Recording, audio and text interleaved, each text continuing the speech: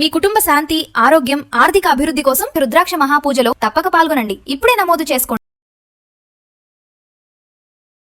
నమస్తే రమగారు. నమస్తే జయ. రమగారు, సాధారణంగా అరిషడ్ వర్గాల్ని జయించాలని చెప్తూ ఉంటారు. అసలు అంటే ఏంటి? దీన్ని జయించటం ఎలా? సింపుల్ గా బద్ధకం దాని పేరు. బాగుంది. అంతఃశత్రువుల్ని జయించకపోయినా పెద్దగా నష్టం లేదు జయ. పెద్దగా జీవితానికి ఇదైపోయేదేం లేదు. ఈ కాలంలో అందరికీ ఉంటాయి, ఏదో ఒకటి ఏదో ఒక ఉంటుంది. మొత్తం అన్ని ఉండేవాడు ఉంటాడు, 5 ఉన్నవాడు, 4 ఉన్నవాడు, 3 ఉన్నవాడు, 2 1గా ఉన్నవాడు ఉంటాడు. బద్ధకం లేనివాడుగా ఉంటే ఈ పై శత్రువులు ఉన్నా కూడా వాడు బాగానే ఉంటాడు. వాటిని జయించొచ్చేమో.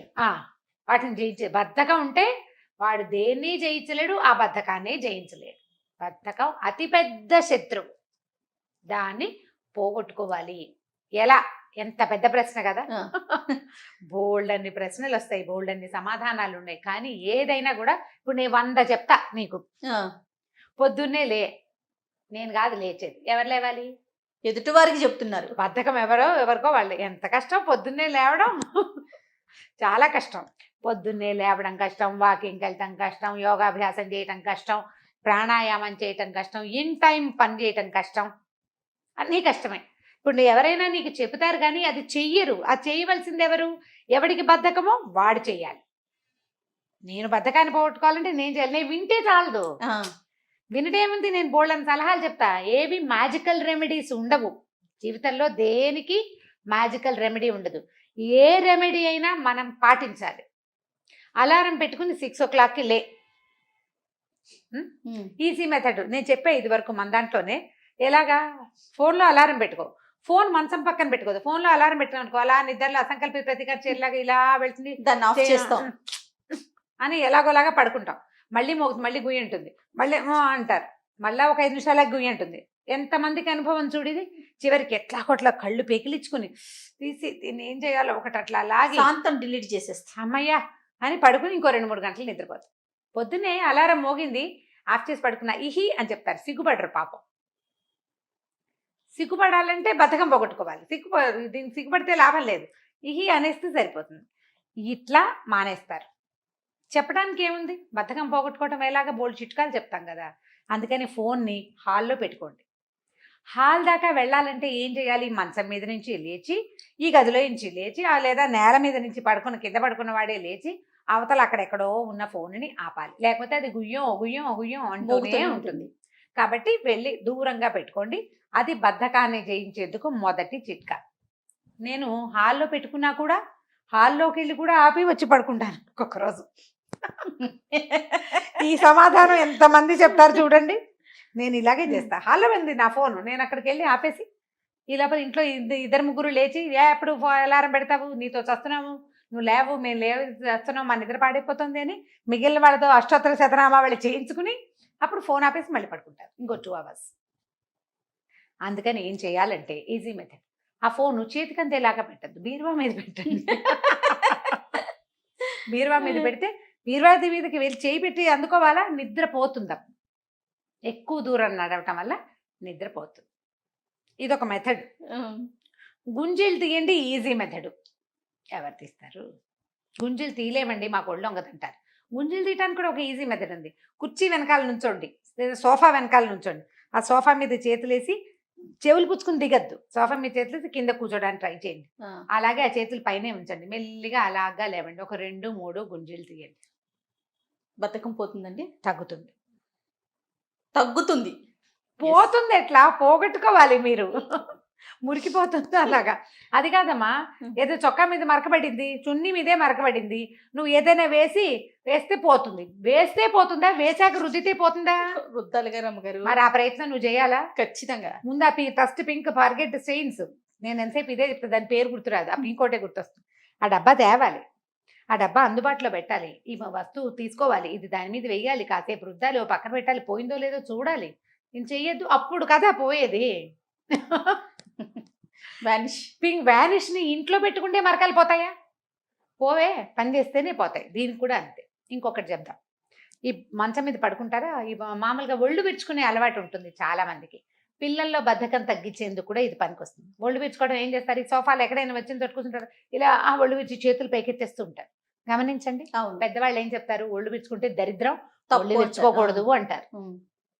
ఒళ్ళు విరుచుకుంటే దరిద్రం కాదమ్మా. ఎవరైనా మన ఎదురుగుండా ఉన్న వాళ్ళు మన శరీరం కేసి చూస్తారు, అసహ్యంగా ఉంటుంది. అవమానకరంగా ఉంటుంది. ఏదైనా చీరలో కట్టుకున్న వాళ్ళు చేతులు రెండు గాల్లోకి ఎత్తి ఒళ్ళు విరుచుకుంటే శరీరం అంతా రోడ్డు మీదే ఉంటుంది సింపుల్గా. అందుకని ఏం చేయాలి, ఒళ్ళు విరుచుకోకూడదు. ఇలా అని ఎలాగో ఇలా తీస్తారు కదా. ఈ ఒళ్ళు విరుచుకునే ప్రక్రియని మంచం మీదకి పరిమితం చేయండి, బద్ధకం తగ్గుతుంది. మహేష్ చాలా శ్రద్ధగా వింటున్నాడు. అది ఇదే చేయాలి. మంచం మీద పడుకుని నిద్ర మెలకు వస్తుందా, మెలకు రాగానే రెండు చేతులు వెనక్కి చాచండి. ఎట్లా, ఇలా పట్టుకుని ఇట్లా వెనక్కి చాచడం, పాదాలు ముందుకు చాచండి. అంటే పాదాలు చేతులు సాగదీస్తాం అనమాట, శరీరాన్ని గట్టిగా సాగదీయటం. సాగదీసి వదిలిపెట్టండి. 3 times చేయండి. ఒంట్లోకి శక్తి వచ్చినట్టు ఉంటుంది. ట్రై చేసి చూడండి. బద్ధకస్తులైన పిల్లలకి మంచం మీదే ఒళ్ళు విరుచుకో, దిగాక కాదు, మంచం మీదే ఒళ్ళు విరుచుకోవాలి. మళ్ళీ ఒకసారి చూడండి, రెండు చేతులు కలపండి. నిద్రలో లేవగానే రెండు చేతులు మన తల మీద నుంచి పైకి వెళ్ళిపోవాలన్నమాట. పైకి పొడుగ్గా చాచండి మంచం మీదే. అంటే మంచం మీద మనం పడుకున్న పోస్చర్లో సాగుతాయి. పాదాలు ముందుకు చాచండి. పాదాల దగ్గర నుంచి పైన వేళ్ల దాకా మొత్తం సాగదీయండి.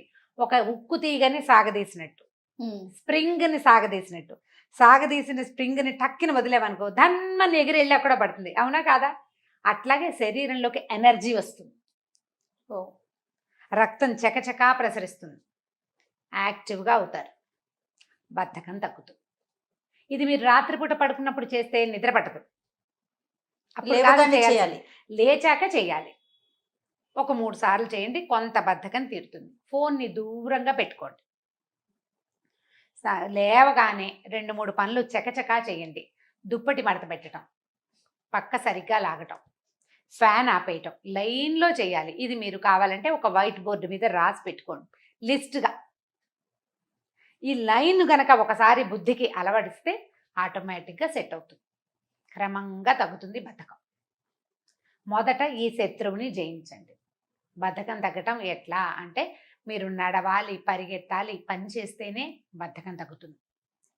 ఏదైనా సరే గోడ మీద డూ ఇట్ నౌ అని రాసి పెట్టుకోండి. ఏ పనిని వాయిదా వేయబోకండి. ఇది ఒక ప్రాక్టీస్గా ఒక 20 రోజులు 21 రోజులు చేస్తే బలవంతంగా తర్వాత కొన్ని పనులకైనా మనకి కొంత శరీరం సహకరిస్తుంది, కొంచెం అలవాటు అవుతుంది. ఇప్పుడు ఇన్ టైం 10ంటికి బ్రేక్ఫాస్ట్, లేదా 10ంటికి ఇంకోటి ఏదో ఆఫీస్ పని, 11ంటికి ఇదేని రాసి పెట్టుకోండి. మీరు బద్ధకం పోగొట్టుకోదలుచుకుంటే చిట్కా ఇది, లేకపోతే చేసేది ఏం లేదు. ఈ టైంలో ఫోన్ చూడకూడదు, పొద్దుటి పూట నో ఫోన్, ఇలా పెట్టుకోండి. అసలు సాధారణంగా కూడా పొద్దున్న నిద్ర లేవగానే లేదా రాత్రి పడుకోవడానికి అరగంట ముందే స్క్రీన్ ఆపేసుకోవాలి. టీవీ అయినా ఫోన్ అయినా. టీవీ ఆపేసి డైరెక్ట్గా వెళ్ళి మంచం మీద పడుకోవద్దు. టీవీకి మంచానికి కొంచెం ఒక అరగంట గ్యాప్ ఇవ్వాలి. ఫోన్కి కూడా ఫోన్ పెట్టేశాక 2-3 పనులు చేసుకోండి. రేపటి వేసుకోవాల్సిన బట్టలు ఏంటో ఓసారి అల్మర్ తెరిచి చూసుకోండి. ఏదైనా పుస్తకాలు చిన్న పొన్న సవరణ, వంటింట్లో సర్దుళ్ళు ఆడవాళ్ళు అయితే ఆ పనులు చేయండి. మంచం మీద కూర్చుంటూ ఫోన్ పక్క పెట్టి మంచం ఎక్కబోకండి. కొంచెం గ్యాప్ ఇవ్వండి, కళ్ళు రిలాక్స్ అవుతాయి, నిద్ర తొందరగా వస్తుంది, రేపు పొద్దున బద్ధకంగా ఉండదు. ఇవి ప్లాన్డ్గా చేస్తే పోగొట్టుకోవాల్సిందే కానీ దానంతటది ఏ టిప్పు మీకు పనిచేయదు. ఏది ఇచ్చినా నాకు అనిపిస్తుంది రమ్మగారు, స్వతహాగా మనకి ఉండాలి. నా బద్ధకం నేను తగ్గించుకోవాలి అనే ఆలోచన ఉంటే ఆటోమేటిక్ గా ఏం చేయాలనేది మనకి ఒక ప్రశ్న వచ్చేస్తుంది. ఇప్పుడు నా బద్ధకం అనే విషయం మీద చెప్దాం, దాని మీద ఒక పాయింట్. ఇప్పుడు మనకి జీవితంలో ఏ ఒక పని అవ్వదు, ఎవరు మనని గౌరవించట్లేదు, ఏది ప్లాన్ చేసినా సరిగా అవ్వట్లేదు. ఇలాంటి సమస్య చాలా మందికి అసలు దైనందిన జీవితంలో మనకు కనబడతాయి. ఏమిటి, ఏది ఒకటి సరిగా అవ్వదు, ఇలా అనిపిస్తుంది కదా. అప్పుడు ఒక్కసారి స్థిమితంగా కూర్చోండి, ఒక 1/2 కప్పు వేడిగా టీ తాగి ఆలోచించండి. మొదట ఈ ఏ పని కాకపోవడానికి, ఈ పొద్దు నుంచి లేచిన దగ్గర నుంచి ఇలా తలకాయ నొప్పులుగా ఉండటానికి నేను ఎంతవరకు కారణం అని ఆలోచించండి మొదట. అప్పుడు నేను కారణం అని మీకు అర్థమైంది అనుకోండి, దీనికి చాలా నిజాయితీ కావాల్సి ఉండి, నిజాయితీ లేనిదే కుదరదు. ఇప్పుడు మనమే ఆలోచించుకోవడం కాబట్టి నిజాయితీగా ఆలోచించుకోవచ్చు. మనం తిట్టుకుంది, ఎక్కడ పుట్టేవరా అని మనం తిట్టుకోవచ్చు. ఎవరైనా తిడితే అవమానం కాదు, బాధ అనిపిస్తుంది. మనం తిట్టుకుంటే మనకేం పర్వాలా, ఏ మట్టితో చేసాడు రా దేవుడు నిన్ను అని నిన్ను నువ్వు తిట్టుకోవచ్చు. తిట్టుకోవచ్చు కదా, ఈజీ. ఇప్పుడు ఏం చేద్దాం, ఒకసారి ఆలోచించి మనం ఎక్కడ కారణం, ఇది నేను ఎర్లీగా వెళ్ళకపోవటం వల్ల, ఇంటాక్ట్గా టైంకి వెళ్ళకపోవటం వల్ల ఆగిందా, నేను సరిగ్గా చేయకపోవటం వల్ల, నా పనితనంలో లోపమా, Yes. అసలు నేను పని మొదలు పెట్టడమే రాంగ్ టైమా, ప్రాపర్ టైంలో నేను చేయలేదా, దీనికి నేనేమన్నా బద్దకిచ్చానా, ఇది నిన్నే చేసుంటే బాగుండేదా, నిన్న నేను ఎందుకు చేయలేకపోయాను, ప్రాక్టీస్ లేకపోవటం. ప్రాక్టీస్ లేకపోవటం, అవి వేరే పాయింట్లు కదా. నిన్న చేయబోయటం అంటే నిన్న చేయవలసిన పని ఇవాళకి వాయిదా ఎందుకు పడింది, అదేమైనా బద్ధకమా నాకు అని ఆలోచించుకోండి. అది నా బద్ధకమే అని గనక మీకు తట్టిందా, ఇది ఈ విషయంలో మాత్రం పూర్తి నిజాయితీని పాటించండి. 100% మీ ఆత్మకి మీకు ఏమీ తేడా ఉండకూడదు. ఇది మీరు ఆలోచించుకుని, ఒకవేళ అది గనక అయితే నేను చెప్పిన నిద్ర లేవగానే చేసే చిట్కాని పాటించండి. ప్రధానమైంది బద్ధకం వల్ల, నా పోస్ట్పోన్మెంట్ మెంటాలిటీ వల్ల నాకు ఇబ్బందులు వస్తున్నాయి, దీన్ని నేను అధిగమించాలి. దీనికి పబ్లిక్ చేయక్కర్లా, దీనికంతా పబ్లిషైజ్ చేసి ఉత్తరం రాసి ప్రతి వాళ్ళకి చెప్పక్కర్లా. వాట్సాప్లో నేను ఇవాళ నా బద్ధకం గురించి తెలుసుకున్నాను, దాన్ని జయించడానికి చేస్తున్నాను, లాంటివి ఏమి ఇవ్వకండి. మాకు అక్కర్లేదు, ప్రపంచానికి అవసరమే లేదు. అది అవసరమైంది మీలో మీకు అంతే. ఏ ప్రపంచంలో ఎవ్వడికి మీ బద్ధకం గురించి పట్టదు. దానివల్ల ఇబ్బంది పడే వాళ్ళు ఉంటారు, అమ్మా నాన్నలు, పేరెంట్స్, పిల్లలు వాళ్ళు ఉంటారు కదా, తిట్టుకుంటారు వాళ్ళు. వాళ్ళకి చెప్పద్దు. మీలో మీరు మెల్లిగా సర్దుబాటు చేసుకోండి. మీకు 100% బద్ధకం ఉంటే దాన్ని 90కి, ఆ తర్వాత 80, 100% ఒకేసారి మీరు ఎలాగో తగ్గించుకోలేరు, మీ వల్ల కాదు. ఓ రోజు చేసినా రెండో రోజు చేయలేరు. అందుకని మెల్లిగా ఆ శాతాన్ని కుదించుకుంటూ రండి. ఆటోమేటిక్ గా మనం చెప్పకపోయినా మన ఫ్యామిలీ మెంబర్స్ తెలిసిపోతుంది, తెలిసిపోతుంది. ఇందులో వీళ్ళు మీరు బద్ధకం విద్యార్థులు. తగ్గించుకున్నారు, కొంచెం ముందుకు వెళ్తున్నారు అనే విషయం అర్థమవుతుంది కదా. ఇప్పుడు దీంట్లో మీరు విద్యార్థులైనా, కొత్తగా ఉద్యోగంలో చేరిన వాళ్ళైనా, కొత్తగా పెళ్లి చేసుకున్న వాళ్ళైనా ఈ బద్ధకం వల్ల చాలా ఎక్కువ ఇబ్బందులు పడతారు.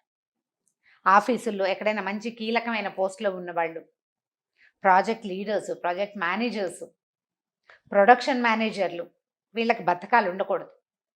ఏదో ఒక రకంగా ఈ దశలకి చేరుకున్న వాళ్ళు ఈ బద్ధకం వల్ల బాధపడుతుంటే దాన్ని కట్ ఆఫ్ చేసుకోండి, కట్ షార్ట్ చేయండి. ఆఫ్ మన వల్ల తొందరగా కాదు, ఆఫ్ చేయలేము అసలు దాన్ని మనం.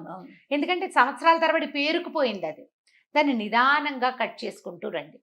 దీనికి ప్రయత్నం చేయాల్సిందే కానీ ఇంకో రకంగా ఈ శత్రువుని మీరు పోగొట్టుకోలేరు, మీరు జయించలేరు. నిదానంగా జయించుకునండి. ముందు శత్రువు తాలూకు పిలకలు కత్తిరించండి, తర్వాత కాళ్ళు చేతులు కత్తిరించి దాన్ని నిదానంగా చిన్నది చేయొచ్చు. ముందు దాన్ని పిలక కత్తిరించాలంటే బాగా తొందరగా నిద్రపోవాలి, తొందరగా నిద్ర లేవాలి. ఎవరికి వారు చేయాల్సిన పని, అంతే కదా రమ్మగారు? అంతే. ఇప్పుడు నేను చెప్తాను ఇలాగా, నేను చెయ్యను కదా, చేయాల్సిన వాళ్ళు ఎవరు, ఇది అవసరం ఉన్నవాడు, వాడంతటి వాడు ఆత్మ ప్రబోధం వాడికి ఉండాలి ప్రతి వాడికిను. అప్పుడప్పుడు ఇలాంటి పైనుంచి వచ్చే ప్రబోధాలు కాస్త ఒళ్ళు మండినప్పటికీ వినగానే ఒళ్ళు మండినా గాడిదగుడ్డు, వీళ్ళు చెప్పాలా, మాకు తెలీదా, అందరికీ తెలుసు, మీరే చెప్పక్కర్లేదు, ఇలాంటివి కూడా వస్తాయి బోల్డ్ అని, అయినా కూడా మనం చెయ్యం. ఇలాంటి ప్రబోధాల వల్ల చిన్నగా టికిల్ అవుతాం, అంత గుచ్చుకుంటుంది అంతే అంతే. ఈ గుచ్చుకున్న దాన్ని పెద్ద చేసి ఈ శత్రువుని సంహరించండి. అన్నింటికన్నా నాకు టోటల్ గా మీరు మాట్లాడిన దాంట్లో ఒక్క పాయింట్ చాలా బాగా నచ్చింది రమ్మగారు, మనతో మనం మాట్లాడుకోవటం. అంతే, ఫస్ట్ దాంతో ఎన్ని సమస్యలు తీరిపోతాయో. అవునండి, చాలా రకాల సమస్యలు. అవును. సూపర్ రమ్మగారు. ఈ బద్ధకాల్లో భాగంగా ఇంకొక బద్ధకంతో మళ్ళీ కలుద్దాం. నమస్తే. నమస్తే.